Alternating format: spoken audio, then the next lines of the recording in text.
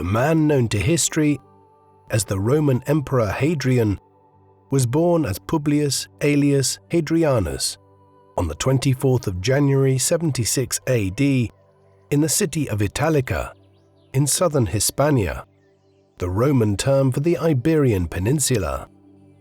His father was Publius Aelius Hadrianus Heir, a wealthy Roman senator who had served with distinction with the Roman army in North Africa, earning the agnomen Heir, meaning Africa, as a result of his service there. Heir's mother, Ulpia, was the sister of Marcus Ulpius Traianus, the father of the future Roman Emperor Trajan, who would rule between 98 AD and 117 AD.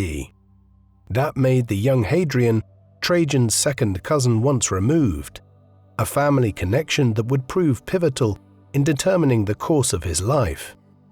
Hadrian's mother was Domitia Paulina, a Roman woman whose family also had roots in Hispania, hailing from the city of Gades, modern-day Cadiz, one of the Roman colonies in the region. She and Hadrian's father also had a daughter named Aelia Domitia Paulina.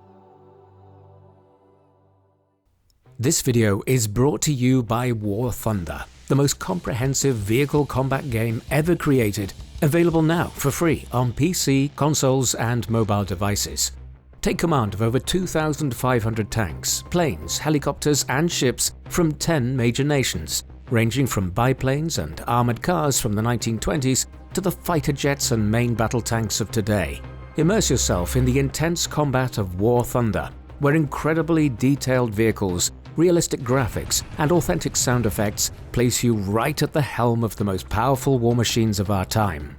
Join a worldwide community of over 70 million players in epic PvP battles today and delve into the breathtaking experience that is War Thunder. With an unmatched wealth of high-quality content to discover, there's simply no game better suited for fans of military history. If your vehicle or an enemy is destroyed, War Thunder shows you exactly what happens. In X-ray view, you'll see precisely where the shell penetrated, which components were affected, and what ultimately led to the destruction of the vehicle. You can also drive any tank and fly any aircraft with nothing but your mouse and keyboard or controller, even in simulator mode.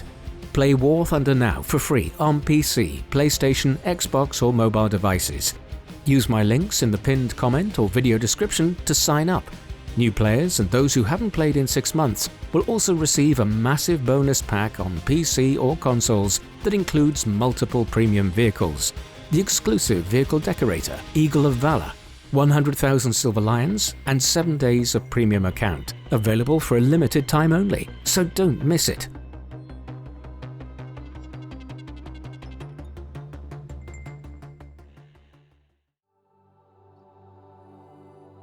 We only have a handful of major sources with which to reconstruct the life of Emperor Hadrian. The foremost of these is the monumental Roman history of the 3rd century Greco-Roman historian and politician Cassius Dio. Unfortunately, the original chapters of Cassius's work dealing with Hadrian's reign have been lost, though we do have a Byzantine-era epitome of these.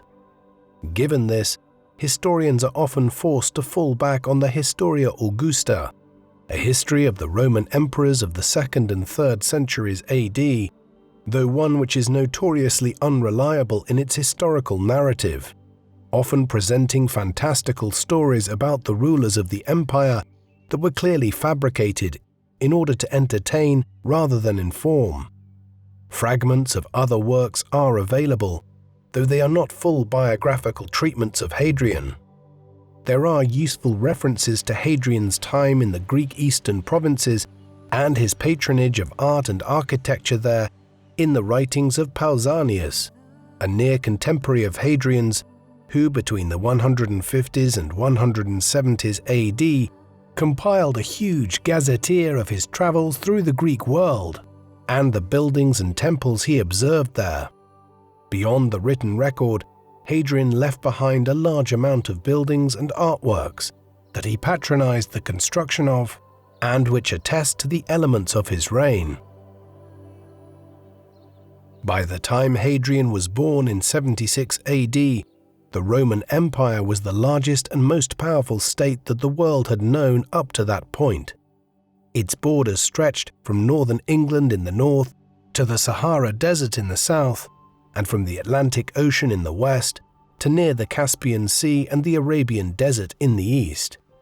The period of greatest expansion had come in the 2nd and 1st centuries BC under the Roman Republic.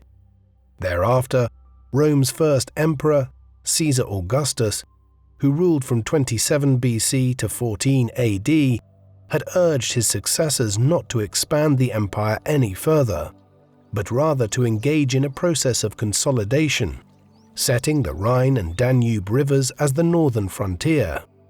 His immediate successors, Tiberius, Caligula, Claudius, and Nero, were of varying ability, some being tyrants like Caligula, others being relatively capable rulers like Claudius. For the most part, they had heeded his advice. Yet Roman rule remained tenuous in many locations.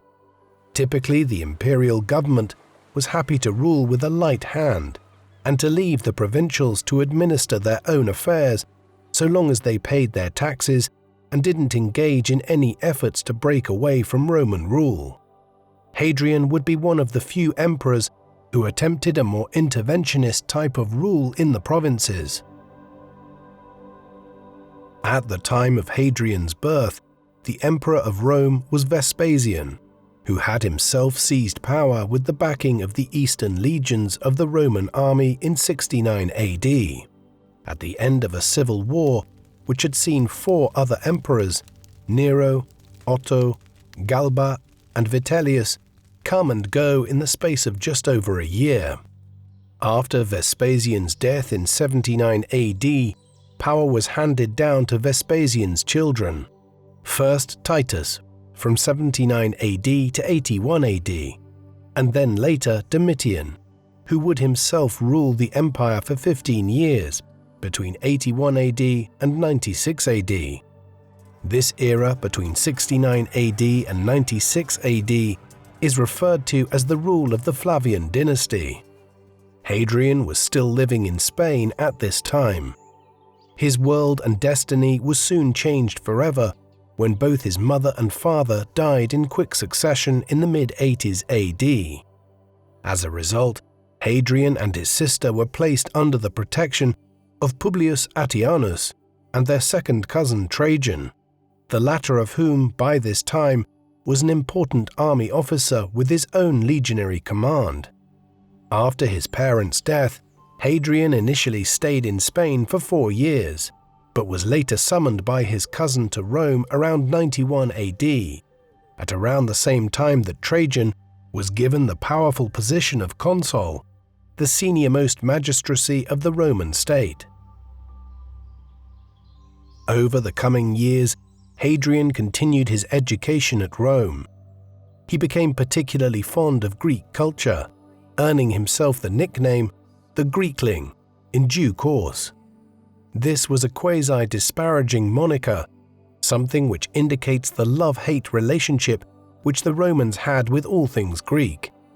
After they began conquering the eastern Mediterranean in the 2nd century BC, the Romans adopted a vast array of Greek cultural habits and traits.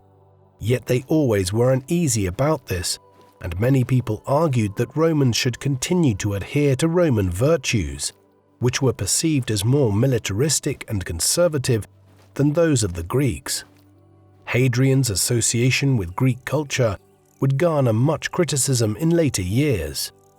Other than this, he was an avid pupil and was clearly possessed of a keen intellect.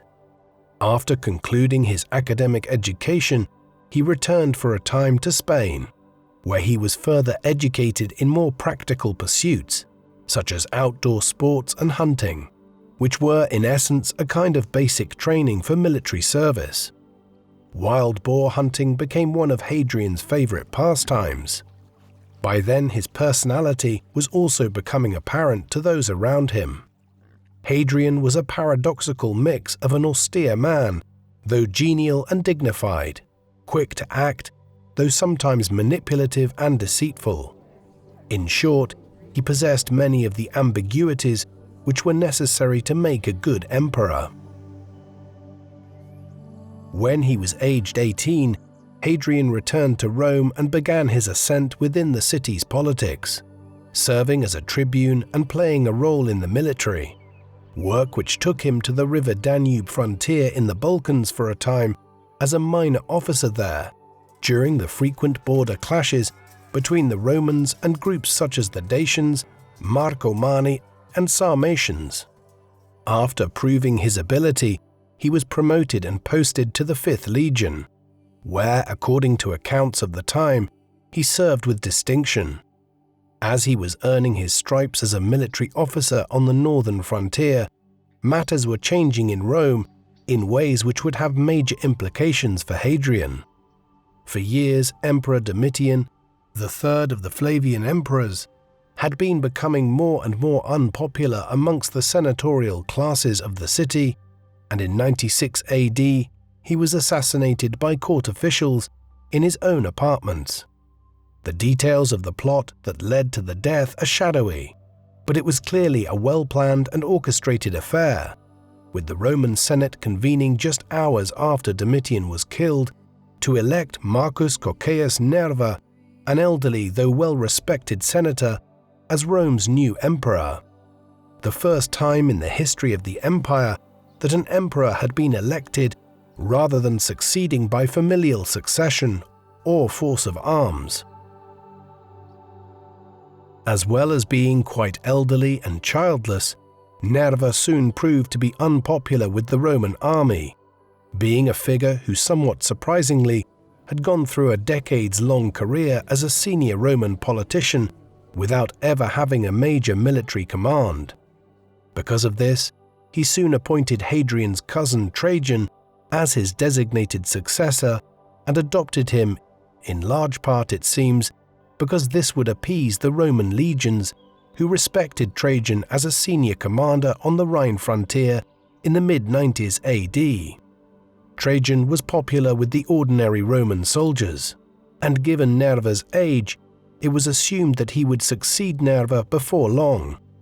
Then, since Trajan did not have any children himself, it was assumed that he too would have to adopt a successor, and there was every possibility, due to their familial ties, that Hadrian would be the person so chosen. Hence the events of 96 AD and 97 AD, with Domitian's assassination, Nerva's election as emperor, and then Trajan's designation as his heir, all in quick succession, suddenly catapulted young Hadrian to a position of some importance within the politics of the Roman Empire. This was even more the case when, in January of 98 AD, only 1 year and 4 months after attaining power, Nerva died, and Trajan was proclaimed as Emperor of Rome. Despite being related to Trajan, Hadrian's rise to power was also aided by his close ties with Trajan's wife, Pompeia Plotina. She was a woman who came from a prominent Roman family as well, one which was wealthy and politically powerful. Like both Trajan and Hadrian, she was born in Hispania. Plotina, along with her husband and Antinous, were the key figures in Hadrian's rise to power and influence within Rome, as they had raised and protected young Hadrian, as well as his sister, after their father's death. Indeed, many historians credit Plotina as having been responsible for Hadrian's education in Greek culture, which she herself held to be superior to Rome's. As her marriage with Trajan was childless, Plotina seems to have looked upon young Hadrian as a surrogate son, and around 100 AD she arranged the marriage of Hadrian to her grandniece, Vibia Sabina, when he was 24 and Vibia Sabina was 14. It would be a somewhat distant marriage. While many Greeks and Romans were bisexual, Hadrian was almost certainly homosexual and did not enjoy the company of women. Hence, while his marriage served as a political function, it was not a close one. In 101 AD, Hadrian was elected to the office of Quaestor. This was a major stepping stone in the ascent through the cursus honorum, the range of offices which Roman politicians ascended through before being made consul or the governor of a province. As Quaestor, he served closely with Trajan and liaised between the emperor and the Senate. There could often be some snobbery on display within the latter body concerning the perceived provincialism of figures like Hadrian from Hispania. On one occasion, for instance, Hadrian is said to have read a speech of the emperor's to the Senate, which sparked a chorus of laughter within the chamber due to his accent and pronunciation. Taking this to heart, Hadrian endeavored afterwards to improve his oratorical abilities until he spoke with as little inflection as possible. A huge amount of imperial power within the Roman Empire was based on the support of the military. Without the backing of the legions, an emperor could end up overthrown and dead, just like Caligula and Nero had in times gone by. Thus, it was important for Trajan to spend a large amount of time securing the approval of the legions. There were few better ways to achieve this than through fresh conquests. This would also serve the added benefit of securing the border when it came to one region, Dacia, in what is now Romania. Domitian had unsuccessfully attempted to reduce the Dacians to Roman rule, and Trajan now set out in 101 AD to succeed where his near predecessor had failed. Hadrian was appointed to the imperial army that headed for Dacia. He crossed the natural border of the Roman Empire, the river Danube, into Eastern Europe, at the head of 2 legionary columns, backed up by as many as 9 legions, which numbered in the region of 70,000 to 80,000 troops. Hadrian was in Trajan's personal entourage at the start of the campaign, one which saw Roman armies advance into the heart of Dacia, burning villages and settlements along the way until they met and defeated the armies of the Dacian king Decebalus at the Third Battle of Tapae in September 101 AD. However, before he could personally play a part in the battle, Hadrian was sent back to Rome to take up the post of Quaestor, an important office, though given the value that the Romans placed on martial valor, he must have been dismayed to have had his role in the Dacian War cut short. Despite securing a victory over the Dacians at Tapae, Trajan grew concerned about the onset of winter and decided to wait until the following spring of 102 AD to resume hostilities. The lull in the fighting was exploited by Decebalus, who regrouped his forces and then launched a counterattack in the winter. This resulted in another defeat for the Dacians at the Battle of Adamclisi, one which ultimately forced the Dacian king to sue for peace. This was agreed in 102 AD with favorable terms for the Romans over their defeated enemies. Due to this, a large part of Dacia along the Danube was ceded to Rome, whilst Dacia itself became a vassal-like state, which would henceforth act as a buffer zone between Rome and the various migrating tribes to the east. Yet despite surviving the war, Decebalus had no intention of being Rome's vassal, and after an interval of several years in which he rebuilt his forces and fortifications, he launched a surprise attack on the Romans in 105 AD. This took Trajan by surprise at first, but he soon gathered his forces and constructed a massive bridge over the Danube, now named Trajan's Bridge, which according to accounts spanned over 3,700 feet in length. This formed the gateway which Trajan's legion used to march headlong into the Dacian heartlands once again, marking the start of the Second Dacian War in 105 AD. During this conflict, Hadrian was again in Trajan's personal service, at least during the early stages of the campaign. Later, he was given his own independent command, one which helped to mark him out as a military leader in his own right, and endeared him to the men under his command. After marching into the heart of Dacia, Trajan's legions assaulted the Dacian capital, Samis Getusa. After besieging the city and cutting off its water supply, the capital eventually fell and was then razed to the ground on Trajan's orders, to prevent it being used as a rallying point in the future. Decebalus fled and took his own life. Word then reached Trajan that Decebalus had hidden the contents of his massive treasury somewhere nearby, and soon afterwards its location was revealed to the Romans by a member of the Dacian king's entourage, leading to the hoard's discovery. This reportedly consisted of over 150 metric tons of gold and over 300 metric tons of silver, which was used after the Dacian War to help fund various building projects and celebrations back in the city of Rome, one of which, Trajan's Column, still stands in Rome today and depicts the chain of events surrounding the Dacian Wars. Following the Dacian Wars, Hadrian was appointed in 106 AD to be the governor of Lower Pannonia or Pannonia Inferior, a province on the western border of Dacia, covering the region approximating with parts of modern-day Hungary, Serbia, and Croatia. This was partly as a reward for his conduct during the war against the Dacians, and partly due to Hadrian's knowledge of the region and its people, having traversed it many times during the years of the Dacian Wars. This was an important posting at the time.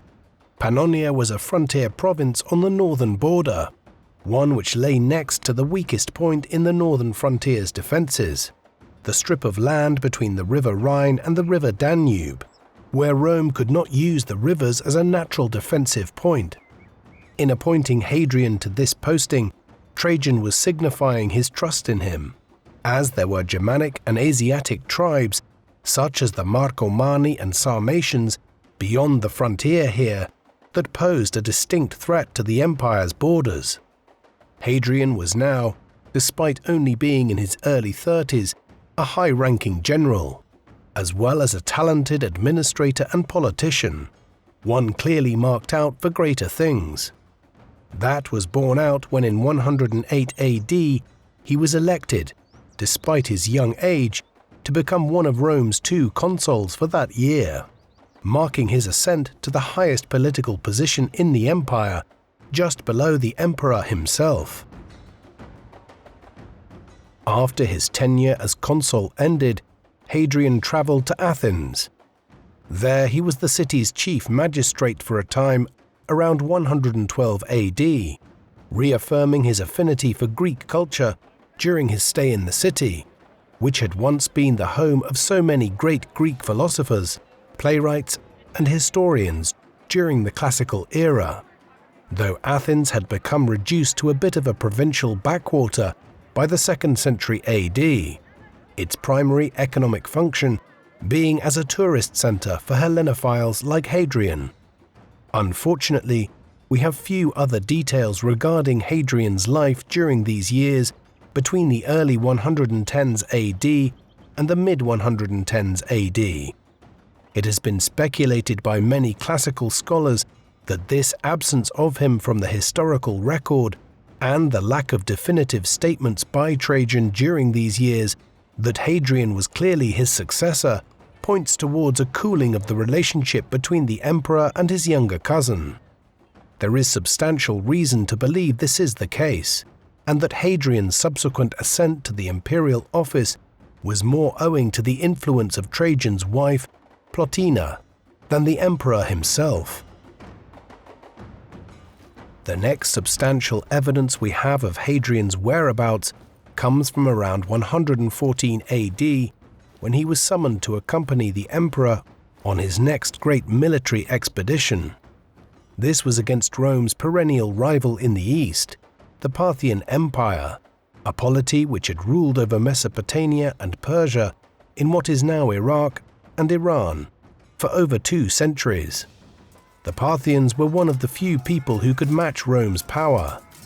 Indeed, they had, like the Dacians, been responsible for defeating and humiliating Roman armies in past confrontations, and proved themselves to be the most stubborn and persistent of Rome's enemies. Despite numerous large military invasions over the years, the Romans had failed to make any inroads into conquering Parthia.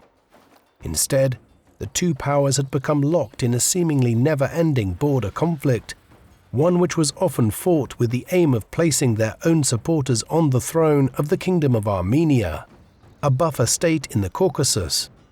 In 113 AD, fresh tensions had erupted between the two powers over Armenia, and Trajan determined to conquer Parthia once and for all. In 114 AD, he assembled a huge army in the east, and it was there that Hadrian joined him as he prepared to march eastwards into Mesopotamia. The expedition would be the most successful ever launched by a Roman emperor against the Parthians, but it would also end with Hadrian succeeding Trajan. As with Trajan's Dacian campaign, the invasion of Parthia that began in 114 AD with a movement into Armenia involved upwards of a dozen legions. Once again, Hadrian was appointed to Trajan's entourage, which accompanied the emperor to successfully secure Armenia in late 114 AD, after which the Roman forces marched south into Mesopotamia, where they took the city of Charax near the northern shores of the Persian Gulf in 116 AD. More importantly, the capital of the Parthian Empire, Ctesiphon, soon fell to the Romans, and Trajan began making plans to divide Mesopotamia up into Roman provinces and incorporate it into the empire. This marked the furthest extent of Rome's eastern expansion. During this campaign, Trajan had successfully reduced the Parthians to the status of a near vassal state, but the campaign had taken a considerable toll on his health, as he was by this time in his early 60s, which combined with the hundreds of miles of travel, hot weather, and stresses on his body, took a toll on his health. Plans were soon in motion for the emperor to return to Rome to recuperate, but he died on the way back to Rome at the city of Selinus in southern Turkey in August 117 AD after suffering a stroke. As he had no children, Trajan's succession had been in a state of confusion for some years. Early in the reign, it had been made clear that Hadrian was a favored relative, but the deceased emperor had never explicitly named him as his heir, leaving the succession open to interpretation when he died in 117 AD. However, within days of Trajan's passing, his wife, Pompeia Plotina, presented a document to the Senate which stated that the emperor on his deathbed had adopted Hadrian as his son and successor. This development was controversial, and the authenticity of the letter was clearly open to doubt, leading to rumors that Hadrian was Pompeia Plotina's choice as successor and not Trajan's. Despite such reservations, there was no other clear candidate from within Trajan's extended family, and with Plotina petitioning aggressively on his behalf in Rome, and the Senate wishing to avoid a civil war of the kind which had occurred in the late 60s AD, following Nero's fall from power, Hadrian was soon confirmed as Trajan's successor. Moreover, Hadrian's position at the time of Trajan's death, stationed in the east with numerous legions now under his control, ensured that no military commander elsewhere in the empire was in a good position to challenge him for the succession. Thus, once Hadrian was proclaimed Caesar by the eastern armies, a letter was sent to the Senate, the members of which had little choice but to accept his accession. Celebrations were held in the imperial capital to mark the new emperor's accession. At 41 years of age, Hadrian was now emperor of the largest and most powerful empire the world had seen, one which stretched from the Atlantic Ocean in the west to the sands of Arabia in the east, and from the North Sea to the Sahara Desert in the south. Yet the sheer size of Rome's territory was so vast that it presented a problem of administration. It was for this very reason that over a century earlier, Caesar Augustus, the first Roman emperor, had counseled that his successors should consolidate the empire and establish strong borders instead of expanding further. Trajan, more than any other emperor after Augustus, had violated that advice by conquering Dacia and large parts of the Parthian Empire, while in 106 AD he had also annexed the Nabatean kingdom that ruled Jordan and northwestern Arabia. Hadrian perhaps disapproved of this huge expansion of the empire by Trajan. At least this is what one of his first actions as emperor would suggest. While Dacia and the Nabatean territories would remain under Roman rule for centuries to come, Hadrian almost immediately decided after he became emperor to withdraw the legions from Mesopotamia, abandoning his predecessor's Parthian conquests. The Parthian royal family and elite quickly moved back into the cities and began re-establishing control over their state. Trajan's costly war in the east had been for nothing. There were good reasons for this initial decision by Hadrian.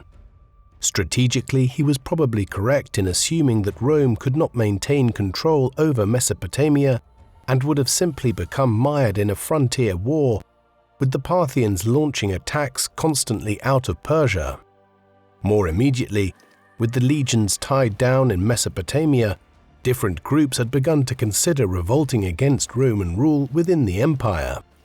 Foremost here were the Jewish people, large communities of which existed not just in Roman Judea, but also in provinces like Egypt, Cyrenaica, and Cyprus. Back in 66 AD, the Jews had launched a massive revolt against Roman rule, one which led to a 7-year-long war before the Romans crushed the insurrection. Now in 115 AD, a second Jewish revolt broke out. This one primarily took place amongst the diaspora Jews in North Africa and Cyprus. If our main sources for it are to be believed, then the revolt quickly led to the slaughter of hundreds of thousands of people. When news reached him in Mesopotamia of the revolt in 115 AD, Trajan had taken steps to move legions from the northern frontier to the eastern Mediterranean to deal with the onslaught. The insurrection had been largely crushed by the time Hadrian became emperor in 117 AD, but this in itself seemed to have created a problem.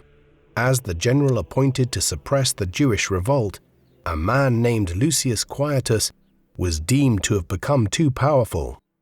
Fearing a challenge to his succession, Hadrian demonstrated his ruthlessness straight away as Rome's new ruler by having Quietus discreetly killed in 118 AD. Following his accession as emperor, Hadrian remained in the Roman East for a time, overseeing the mopping up of the Jewish rebellion in the region. Whilst back in Rome, the Praetorian Guard, the bodyguard of the emperors, who were the only force allowed into the Eternal City and its environs, under the command of Hadrian's ally, Publius Aelius, rounded up and executed a number of high-ranking officials who were perceived as potential enemies of the new emperor. These included a high-ranking general by the name of Aulus Cornelius Palma and 2 senators, Lucius Publilius Celsus and Gaius Avidius Nigrinus. Nigrinus, in particular, was seen as a threat to Hadrian, as he had sufficient wealth, rank, and connections to rival him.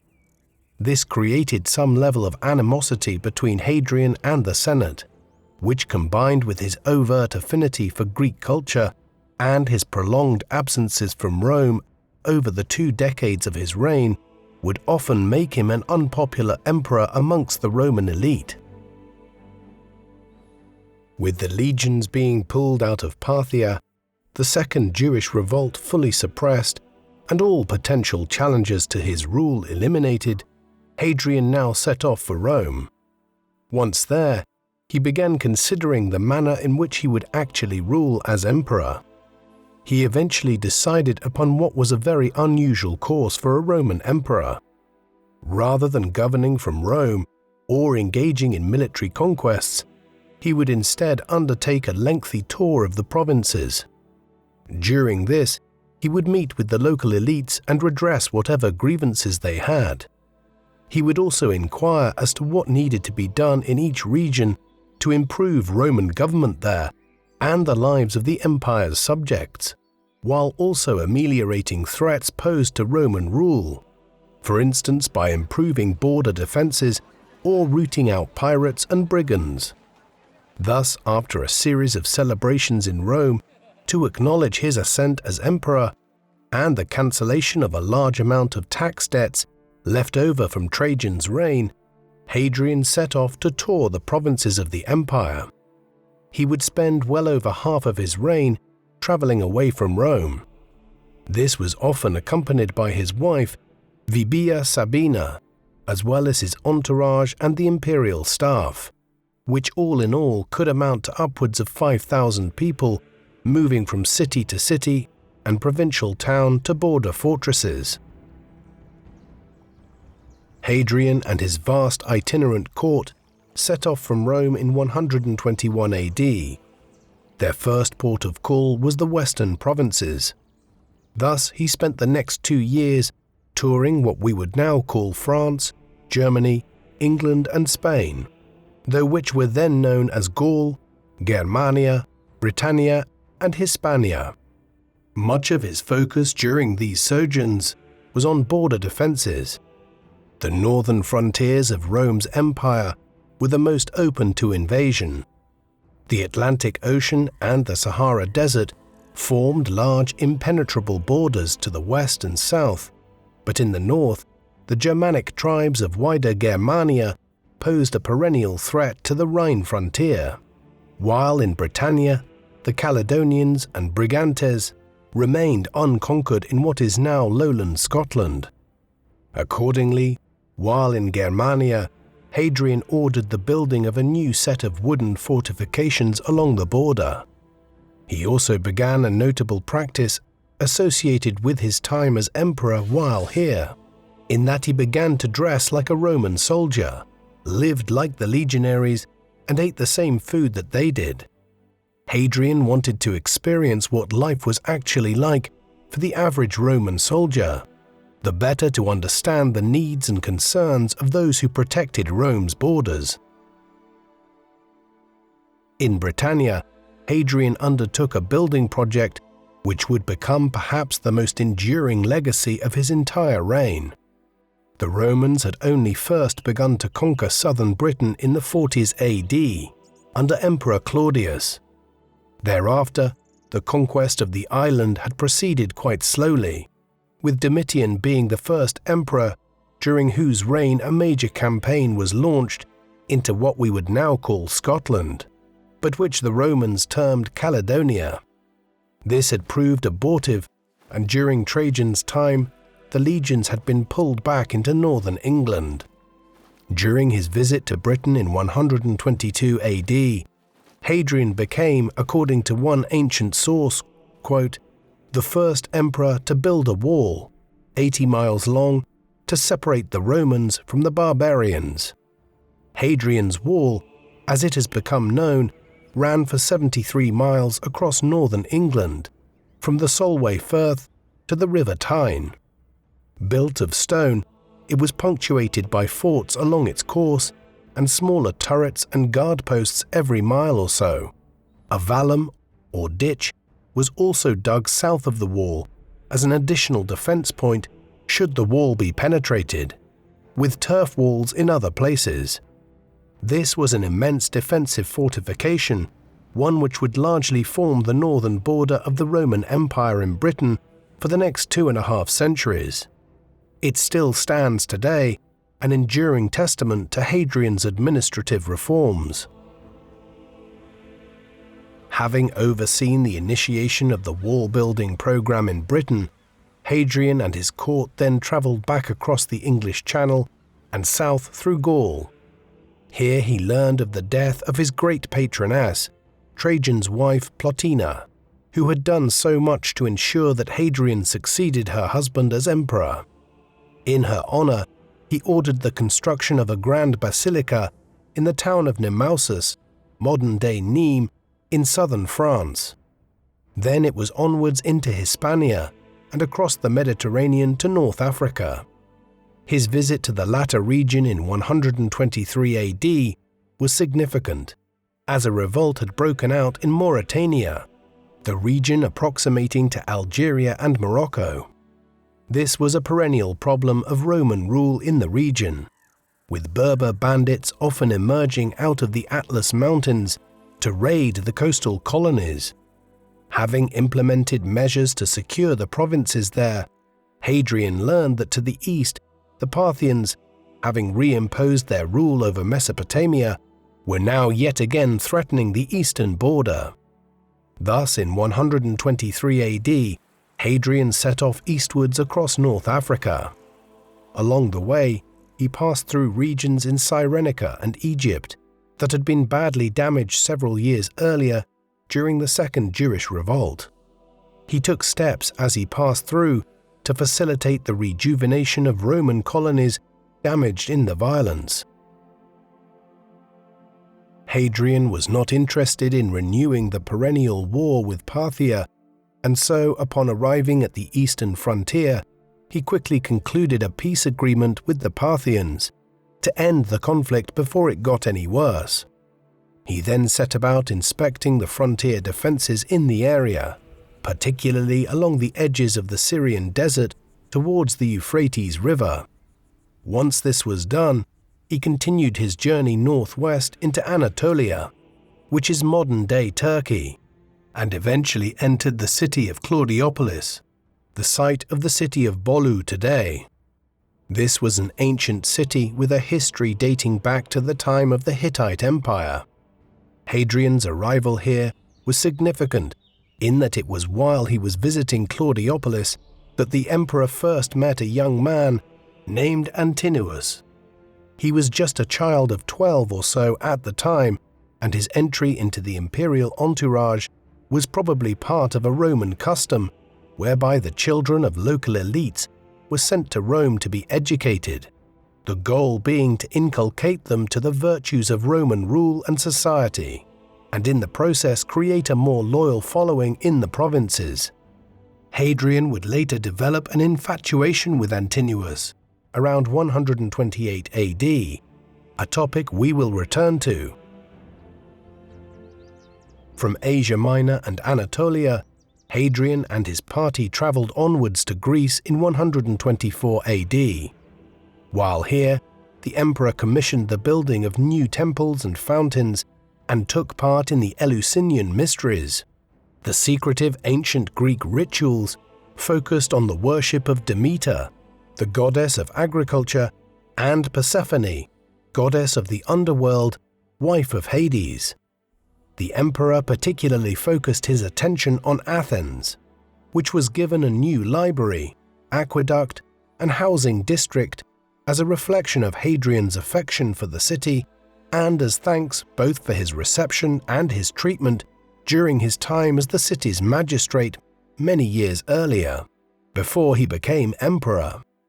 In response, the city's authorities ordered the erection of a statue of Hadrian, which was placed outside the Temple of Olympia and Zeus in Athens. The statue is still standing in Athens today, though it is badly damaged. Many years later, an arch of Hadrian was also erected in Athens. All of this signifies the extent to which imperial rule in Roman times, as much as the empire was a homogeneous state, was in many ways based on relationships between cities and municipal authorities with the city of Rome and its rulers. Following his extended visit to Athens, Hadrian and his large court entourage decided to return to Rome itself, although detouring to Sicily in 126 AD before heading back to the Eternal City, where the Roman Senate must have been somewhat perturbed to only be seeing the emperor for the first time in half a decade. This return to the capital left an enduring legacy. During it, Hadrian appears to have ordered the reconstruction of a temple on the site of an earlier religious building erected nearly a century and a half earlier by Caesar Augustus's most powerful general and ally, Marcus Agrippa. Agrippa's temple had burned down in the interim and now Hadrian was reusing the site. The building that resulted from this is the Pantheon, one of the most significant architectural achievements of the Romans. Its name derives from the fact that it was not dedicated to any one deity, but rather the entire pantheon of Roman gods and goddesses. It was a marvel of Roman engineering, one which had the largest unsupported dome in the world until modern times, and was constructed from materials including stone from all over the empire. Standing 43 meters tall, the Pantheon would be studied by numerous architects over a millennium later in their efforts during the Renaissance to erect buildings such as Brunelleschi's dome on Florence's cathedral, in order to learn how a dome of such a size did not collapse in on the building. The Pantheon in France, too, was also later modelled on the temple constructed on Hadrian's order. It was during this return to the capital that Hadrian also oversaw the final stages of the first phase of construction of his new villa, located at Tibur, modern-day Tivoli in the Sabine Hills, which was located 18 miles from Rome. It was a sprawling and opulent place, larger than some Italian towns at the time and comprised of a number of areas, with features which differed in their style in order to reflect the different cultures of Rome's many provinces. Different parts of it were named after famous landmarks of the Roman Empire, with one section of the villa named, for example, the Lyceum, after the school founded by the philosopher Aristotle outside Athens in the 4th century BC. There were over 25 great buildings in all, including villas, libraries, temples, baths, and a theatre, as well as ponds and fountains and many other smaller structures. Despite 3 centuries of immense wealth amongst the Roman elite and the construction of hundreds of palatial villas, Hadrian's villa at Tibur was the largest Roman villa ever built. A second phase of building work was ordered by Hadrian at this time, and it would continue for much of the next decade. The remains of the villa still attest to its grandeur today. One further development of note during Hadrian's period back in Rome in the mid-120s AD was his role in the development of the Praetor's Edict. This was one of the most substantial law codes compiled in Roman times. In 125 AD, Hadrian employed the jurist Salvius Julianus to compile together the vast body of Roman laws into a major collection. He paid Julianus twice the normal salary of a senior Roman jurist and presumably made allowance for him to employ a team of scribes and officials. While it has been interpreted in different ways by historians ever since, with some suggesting Julianus simply gathered together some documents and others arguing that he codified hundreds of years of Roman law going back to the Republican era, there is no doubt that what was produced by Julianus under Hadrian's orders was an important project in terms of the legal codices of the Roman Empire. It would have a bearing in centuries to come on Justinian's law code, and through that, it left a legacy to medieval Europe in terms of our understanding of civil law, as this was derived from the laws of the Romans. Over the space of many years of travel, Hadrian had become accustomed to never staying in one place for very long, and in 128 AD, after less than 2 years back in Italy, he set off again on his travels with the imperial court and staff. On this second imperial tour, he headed first to North Africa again, before returning to Greece, where he once again took part in the Eleusinian Mysteries.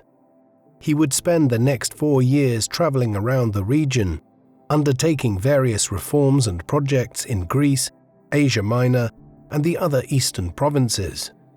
For instance, whilst in Greece around 131 AD, he oversaw the creation of the Panhelleneum, a council comprised of the various Greek city-states. Through this, Hadrian hoped to restore Greek culture to the vitality it had possessed centuries earlier at the height of the city-states of Athens, Sparta, Thebes, and Corinth. His admiration for Greek society was on display to the whole world in his habit of growing out his beard to a good length, something which was considered unmanly to the Romans, but which Hadrian had little qualms about adopting as a fashion. In 130 AD, Hadrian's travels brought him to Egypt. Amongst other activities here, he visited the tomb of Pompey the Great at Pelusium. Pompey, more so than any other figure in Rome's history, had been responsible for conquering large parts of the eastern Mediterranean, notably Syria from the Seleucid Empire, the Kingdom of Pontus on the southern shores of the Black Sea, and the establishment of both the Ptolemaic Egypt and Herodian Judea as client states. Hadrian's visit to the tomb of Pompey and his refurbishment of the site points towards both his patronage of the Greek East and also a need to reaffirm Rome's control over these provinces after many years of unrest in the shape of the Second Jewish Revolt and border clashes with the Parthians. It highlights the manner in which Hadrian's touring of the provinces was as much a performative exercise meant to reinforce imperial rule as it was an administrative one. The emperor's trip to Egypt soon made the country the scene of an immense personal tragedy for Hadrian.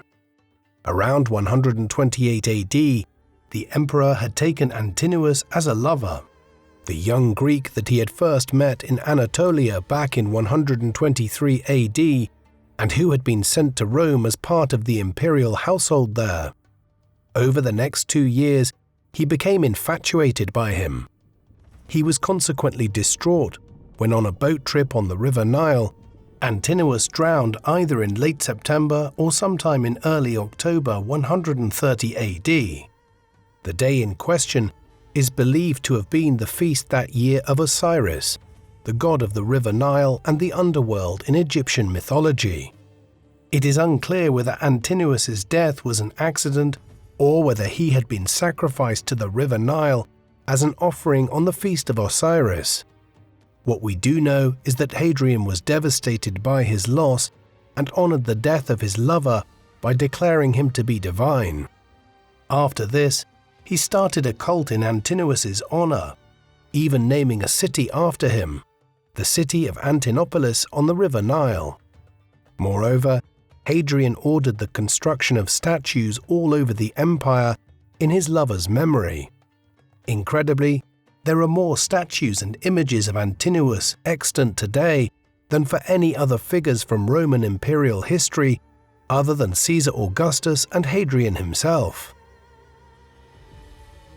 Following the events in Egypt, Hadrian and his entourage, many of the members of which must surely have been tired of the emperor's eternal travels by now, set off for the eastern frontier again, before returning to Greece once again. There he oversaw the final stages of the construction of the massive Temple of Olympian Zeus in Athens in 132 AD. It was while he was there that word reached the itinerant imperial court of fresh unrest amongst the Jewish people. This third Jewish revolt, as it is sometimes termed, was led by a Jewish rebel leader by the name of Simon Bar Kokhba. The causes of the revolt were similar to the revolts of 66 AD and 115 AD, specifically Roman persecution of the Jews for their religious beliefs, and the imposition of discriminatory policies such as the fiscus Judaicus, or Jewish tax, as well as Roman colonization of Judea.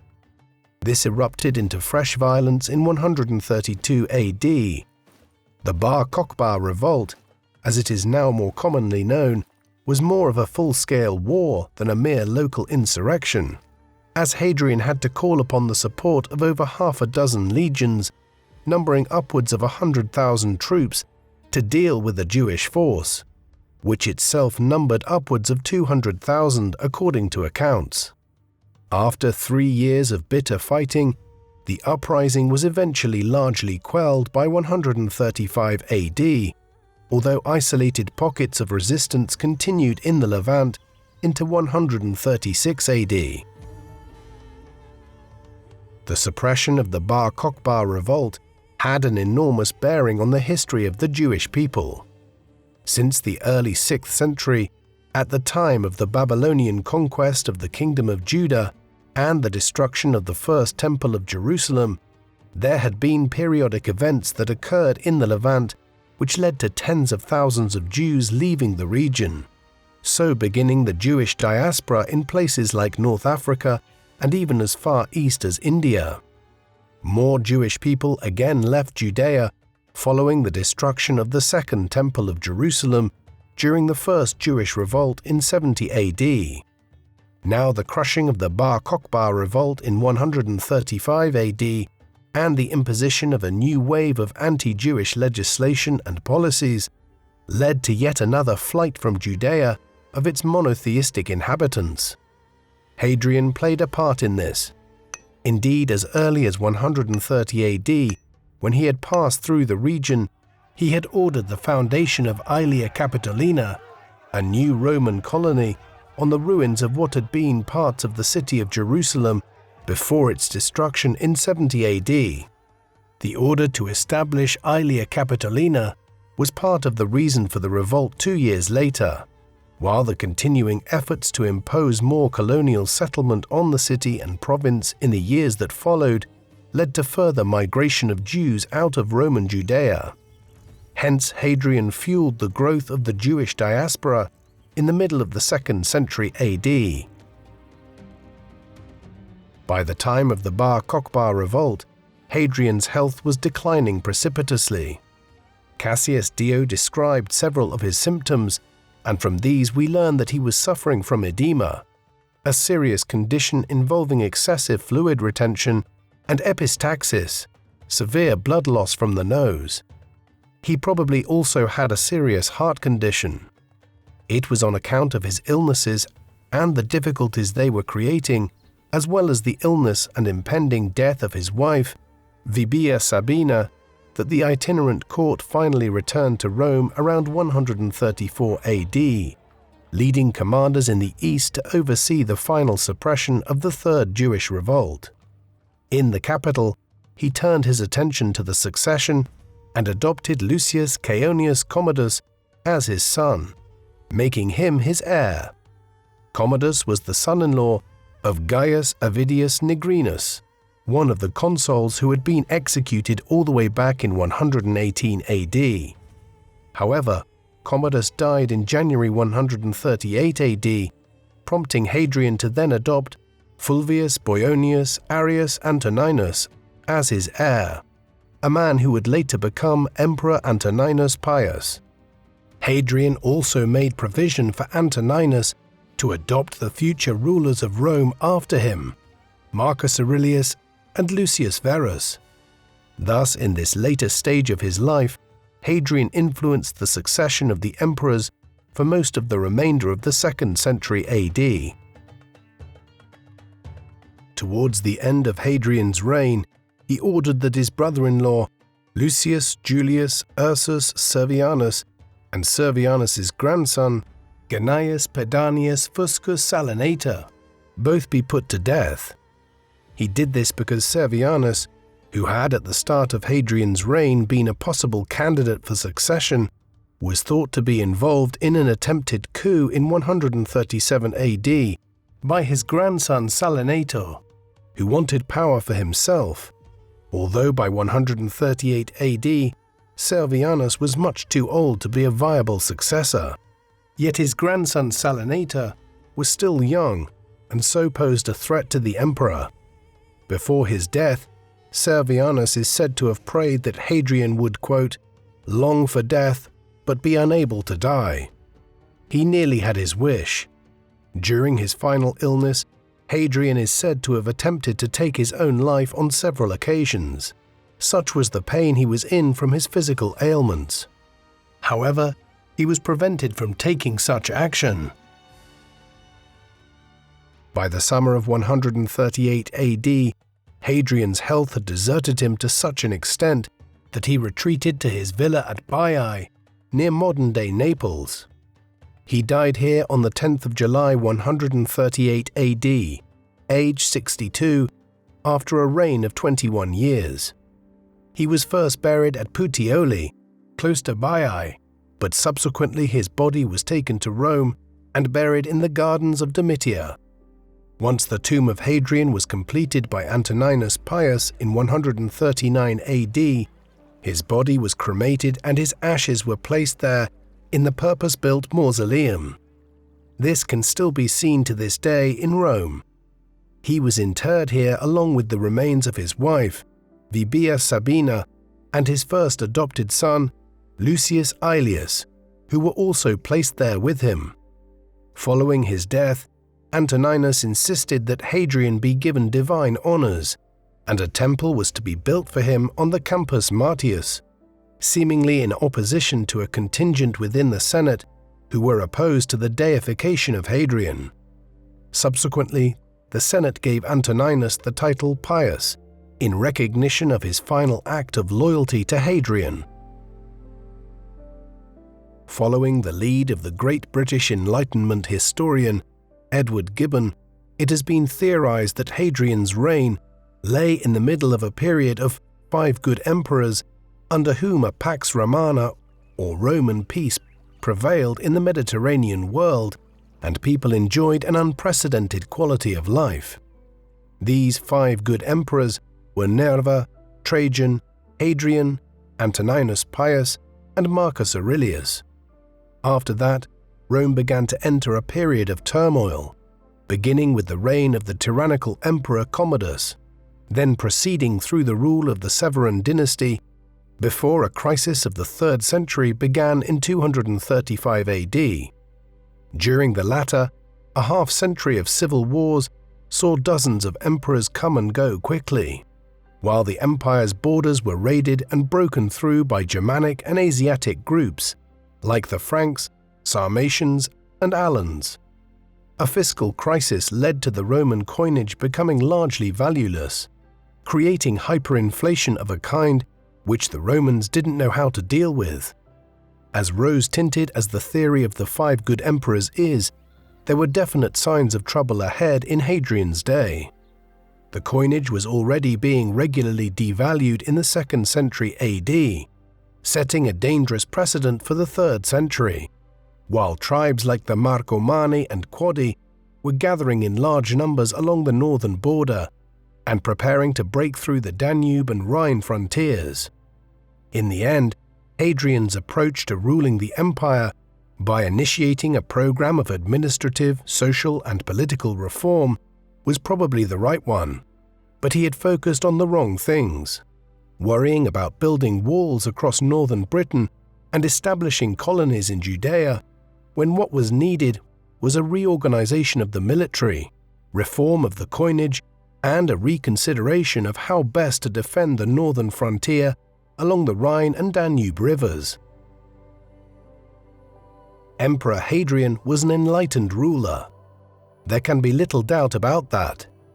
Over a reign of slightly more than 2 decades, he energetically traveled around Rome's vast empire and engaged in a truly innovative reform program, by consulting with local elites and trying to determine what needed to be done in each province to make life more satisfactory for citizens there and in order to make the government run more smoothly.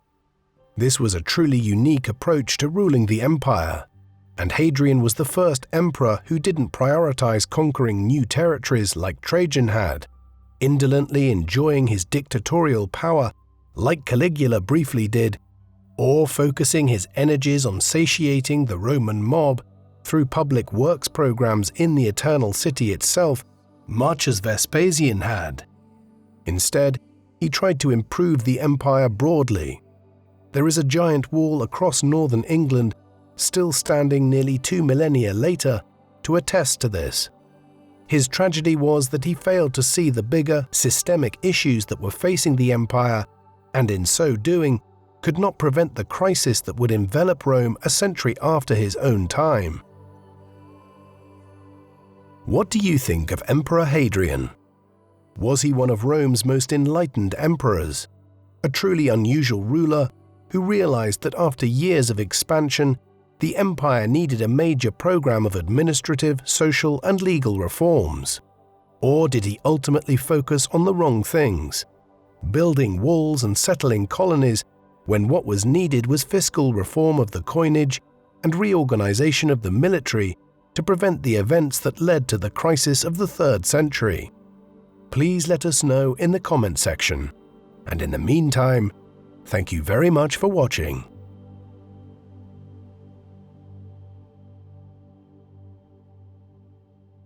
Again, thank you to War Thunder for sponsoring this video.